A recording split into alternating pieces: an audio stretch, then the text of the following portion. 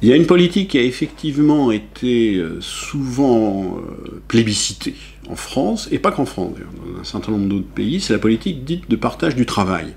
L'idée est très simple, le partage du travail consiste à dire, voilà, il y a un nombre fixe d'emplois, et bien pour qu'il y ait moins de chômeurs, il suffit de se partager ces emplois. C'était l'idée à la base des 35 heures. Simplement, cette idée est fausse d'un point de vue théorique, et elle est également fausse d'un point de vue empirique. D'un point de vue théorique, elle est fausse parce que l'idée qu'on a un nombre fixe d'emplois dans une économie ne tient pas la route. Tous les jours, en France, on a 10 000 emplois qui sont créés, environ 10 000 emplois qui disparaissent, c'est-à-dire que les emplois vont être créés très rapidement et détruits très très rapidement. Donc de ce point de vue-là, dire qu'on va se partager un nombre fixe d'emplois ne tient pas la route. D'un point de vue empirique, on a eu un certain nombre d'études sur des expériences de partage du travail, essentiellement de partage du travail par la baisse de la durée légale du travail, type 35 heures. En France, il y a eu la même chose au Canada, il y a eu la même chose en Allemagne. Et toutes ces études empiriques, si on les lit bien, elles nous disent qu'en soi, le partage du travail, la baisse de la durée légale du travail, n'a eu aucun effet sur l'emploi.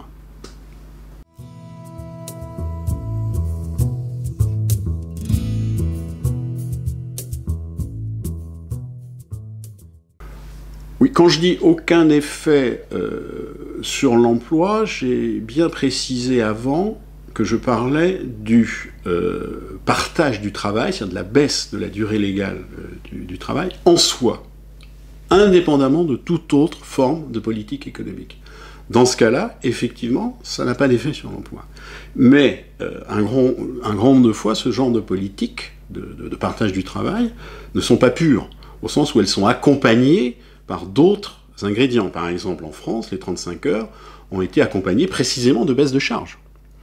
Et les baisses de charges, et c'était pas là par hasard, c'est que les pouvoirs publics avaient parfaitement conscience qu'en faisant 35 heures, par exemple, 35 heures payées 39, on allait alourdir le coût du travail. Donc, de l'autre côté, il a fallu faire baisser les charges.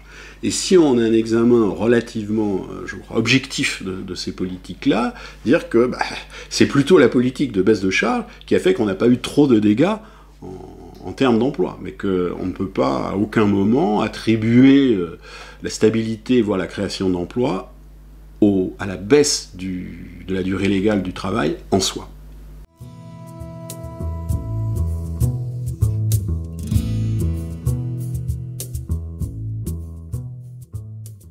Si on avait eu une politique consistant à faire en sorte que les 35 heures soient payées 39 et qu'on se soit arrêté là, ça aurait simplement voulu dire qu'on augmente le coût du travail d'environ 10%. Je ne connais aucune étude qui va me dire augmenter le coût du travail de 10% va créer des emplois. Toutes nos connaissances en économie dans ce domaine-là disent qu'en gros, ce genre de politique va pour effet de détruire des emplois, de substituer l'homme à la machine, etc., etc. Donc, c'est des politiques qui, essentiellement, ont un effet sur le coût du travail.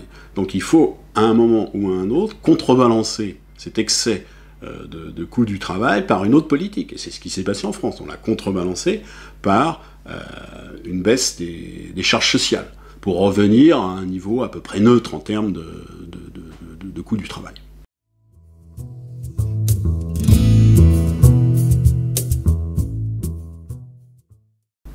La politique de baisse de charges au niveau du salaire minimum n'a pas ou n'aurait pas d'effet évident sur le pouvoir d'achat, dès lors que le SMIC net qui rentre dans la poche du salarié n'est pas modifié. En revanche, le coût du travail pour l'entreprise va être abaissé par la conséquence de la baisse précisément des cotisations sociales. Donc ça va avoir un effet global sur l'emploi. Alors est-ce que ça peut avoir un effet sur la croissance ? C'est un sujet beaucoup plus général en fait que la baisse des charges. On dit souvent, il faut attendre la croissance, et dès qu'on aura la croissance, on aura des emplois. Pour les économistes, ça ne veut pas dire grand-chose, ce genre de phrase. C'est-à-dire que la croissance et l'emploi sont deux entités, deux variables qui sont déterminées en même temps. C'est-à-dire que si vous faites une politique qui est favorable à l'embauche, qui est favorable à l'ouverture des entreprises, vous aurez à la fois de la croissance et de l'emploi. Si vous faites une politique qui est très restrictive dans ces domaines-là, vous n'aurez ni croissance ni emploi. Donc attendre la croissance en disant je vais avoir des emplois, c'est à la limite vrai de manière très très marginale. C'est-à-dire que vous pouvez profiter de la conjoncture extérieure par une petite relance de vos exportations, mais vous ne comblerez pas l'écart qui existe entre vous et vos principaux partenaires commerciaux.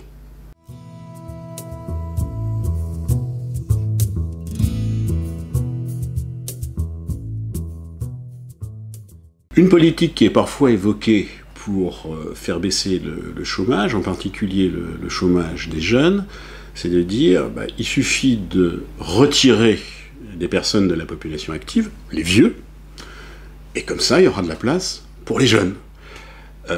Ça c'est une politique qui fait partie des politiques de partage du travail, et on n'a aucune étude empirique qui nous montre le début de validité de cette thèse-là.